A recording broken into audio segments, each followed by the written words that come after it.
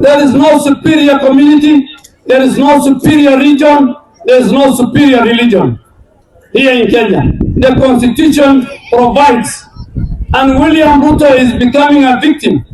So this kind of talk about no community is superior is becoming common among politicians ahead of 2027. I really don't understand how President Ruto is a victim of ethnocentrism or entitlement of one community. This is a diversion from real issues, and truly, is there a community that feels it is entitled? This kind of claims from Aden Duale and others want to fuel division so that our politics deeply shifts to ethnicity. It's a fact, Kenyans, employed or unemployed, bore the brunt of a bad economy. If you talk to business people, they are complaining. But for politicians who are comfortable because they live off our taxes, the cars they drive, choppers they fly are paid by our taxes.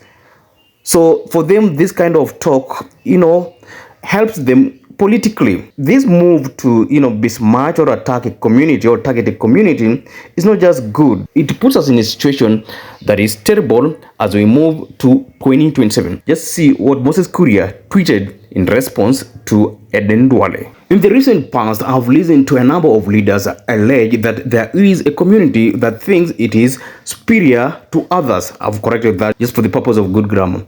From Kamuke to Mandagon to Aden Duale in Mbalambala, today, some of us have unapologetically said no to returning this country to the politics of negative ethnicity. Equally, we will vehemently resist wholesale condemnation and collective punishment of an entire community. If you have any problem with any individual from the Mount Kenya community, do not take it out against an entire people. If Mount Kenya people have eaten your goat, Kamket, Mandagon, or Duale, do let me know. I will pay you back. Do not drive our backs against the wall.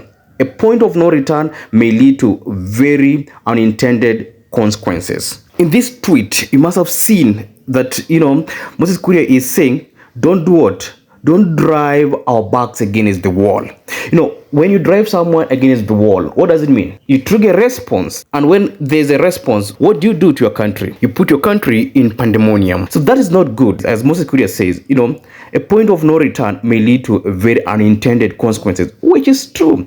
So this kind of talk from Aden Duale, Mandago, even Junet Mohammed, accusing a community of entitlement when perhaps, a region is maybe saying we don't have much development, we want a better economy, because even other Kenyans are equally complaining. So this kind of talk is not healthy for this country, for the peace of this country. Aden Duale said this as well. Just listening. Because William Ruto has brought development more than what Kenyatta, Moi, and the other Kenyatta and Kibaki did in more than 60 years. Na sisi kama jamii ya wafugaji tutasimama na William Ruto, na kwa vile Ruto wameshikana na baba, tumerudi ile siasa ya 2007. Ile fumbi mtapata 2027, they will be shocked.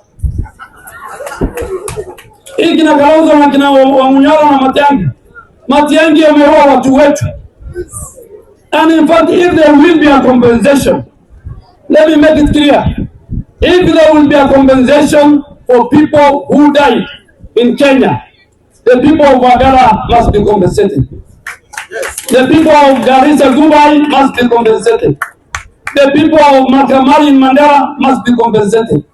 The people of Uhuru and Matiang'i have killed during their regime, na wakatoka kwa hii mto Tana River, they must be compensated. Sisi hapana Wakenya, watu wengine katika hii nchi. In the previous government, Aden Duale was a high-ranking official. He was a leader of majority in parliament. This guy had the ears of the president. So turning this conversation to Matiang'i, where he says that Matiang'i unalived, their people. But he was in power. Where was he to raise that issue during that time?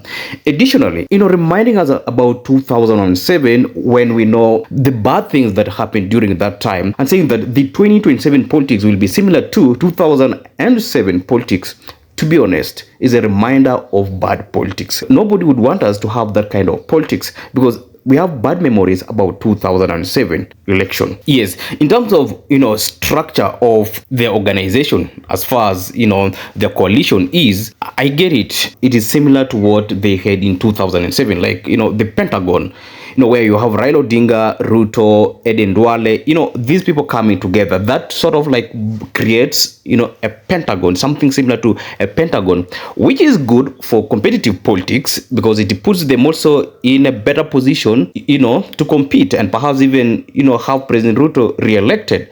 But triggering the memories of 2007 is not good. I get it. Politics sometimes can get so high octane, but I feel we shouldn't make it, communities against a community or a community against a community. That's where Aden Duale is going wrong. I also want you to listen to, Junet and what he said about, politics of exclusion and politics of entitlement before I dive into it further. So what is the cost of living is very low. Very low. What is very expensive now is the cost of politics. Now, going forward, Your Excellency, and this coming election, the way I see it, this coming election is going to be an election and also a referendum. It's going to be an election that is going to determine this country once and for all the politics of exclusivity. Hii ya kuweka watu wengine pembeni na wengine wanakaa ndani itaisha 2027. Itaisha 2027. Second politics that will end in 2027 is politics of entitlement.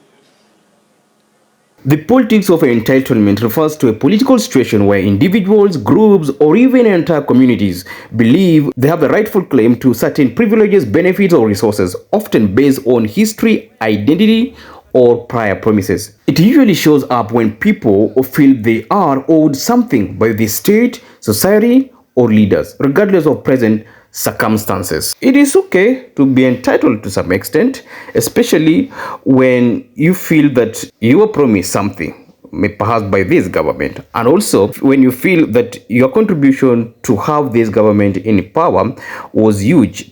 It is okay still to be entitled. There's something called majoritarian democracy, where majority rule prevails.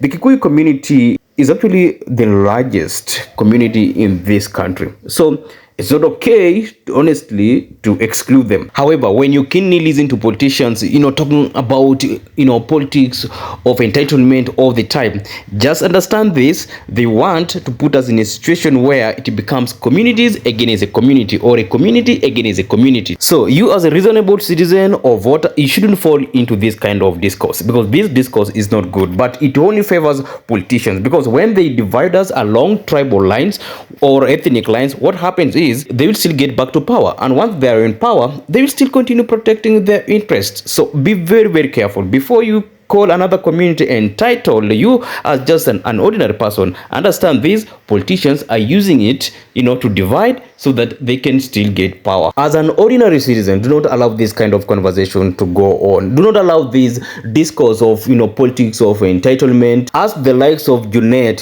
Kamuket, Mandago, Aden Duale, when they are in power right now, what are they doing to improve your lives?